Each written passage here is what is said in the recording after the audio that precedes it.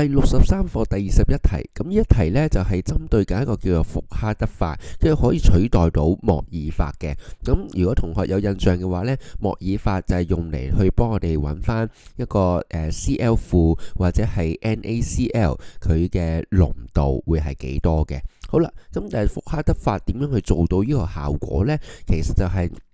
我哋要先加個過量嘅硝酸銀溶液。然後呢，我哋令到呢一啲嘅銀離子可以同到樣本入邊所有嘅氯離子去做反應。之後呢，咁我哋先至再加一隻標準嘅硫氰酸胺呢去做一個反滴定。而個反應嘅方程式呢，就寫咗喺下面，即係話呢，原來嗰啲過量嘅銀離子佢就會同到一個硫氰酸根離子呢做反應，就產生咗 AgSCN 呢一隻嘅沉澱嘅。而一個滴定呢，係需要利用到鐵三離子去做一個指示劑嘅，因為呢，佢係可以同到 SCN 負去結合咗，形成咗一個 FeSCN 二埕，亦都係一隻紅色嘅溶液，可以攞嚟整假血嘅。好啦，咁啊，以一個部分呢，亦都解釋咗 A。點解呢？我哋係需要喺一個酸性嘅環境之下去做一個反滴定，因為呢 Fe 三埕如果佢喺鹼性嘅環境之下呢，佢應該係會變咗做一個氫氧化鐵三，咁佢會係一隻嘅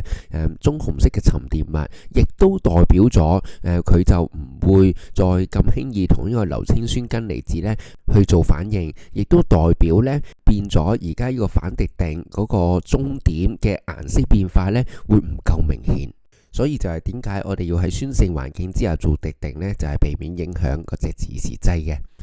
好啦，咁然後我哋就要講翻啦，喺呢個溶液入邊，喺個反滴定嘅終點入邊會有啲咩顏色變化？因為呢，我哋知道本身喺反應之前呢，個溶液應該都係呢係會有一啲嘅鐵三離子啦，咁佢一開始應該有少少黃色嘅，咁但係反應完之後呢，咁會產生咗大量嘅呢個 FeSCN 二埕呢，而呢隻嘢係一隻紅色嘅物質，咁所以我哋就可以知道。個混合物呢，佢喺滴定嘅終點嘅時候呢，就會由淺黃色變咗做紅色嘅，就好似我哋啱啱所講，佢會由 Fe 三埕呢一開始仲有一啲喺度啦，咁跟住就會變咗做 FeSCN 二埕嘅。最後做到 C 啦，就係計數嘅部分，揾翻海水樣本入邊氯離子嘅濃度。咁喺一個反滴定入邊呢，就牽涉咗兩個主要嘅反應，一個呢，就係講緊嗰個過量嘅硝酸銀溶液，當佢加咗落去個樣本嘅時候，佢就會同到樣本入邊嘅 Cl 負呢去進行反應，而產生咗呢個氯化銀嘅沉澱嘅。好啦，咁而多咗嘅 Ag 埕呢，佢就會喺反滴定嘅時候同呢一個硫氰酸胺呢去做反應。所以我哋都可以喺翻計數一個部分列出翻兩條相關嘅反應嘅方程式。咁跟住呢，我哋就可以由反滴定嗰度開始計算嘅。首先呢，你由條方程式嗰度都會睇到嘅。咁呢個銀離子同埋硫氰酸根離子呢，佢哋嗰個摩爾比係一樣嘅，即係話呢個 SCN 負佢嘅摩爾數係幾多 ，Ag 埕嘅摩爾數亦都會係幾多。而 SCN 負嘅摩爾數就係佢嘅濃度乘體積，所以我哋亦都知道過量 Ag 埕嘅摩爾數亦都係咁多。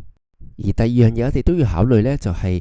到底喺個反應入邊，我哋加入咗嗰個硝酸銀入邊嗰個 Ag 埕嘅摩爾數係幾多？咁我哋呢，其實都係要將佢嘅濃度乘體積可以揾到呢一個數嘅。即是話呢，原來喺呢0.005摩爾嘅 Ag 埕入邊，有0.00275摩爾呢係多咗嘅。咁即係話，如果我哋講緊有幾多 Ag 埕係同 Cl 負去做反應呢，就係將啱啱原本有嘅0.005摩再減翻0.00275摩嘅，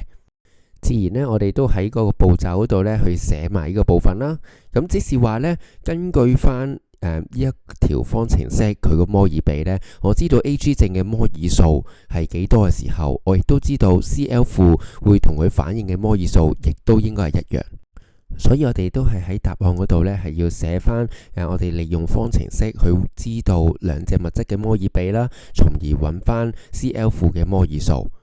咁當我哋有咗 Cl 負嘅摩爾數呢，就可以計翻佢喺海水入邊嗰氯離子嘅濃度，就係將個摩爾數再除翻個樣本嘅體積，所以最後大家計到呢應該就係0.09 mol/dm-3嘅。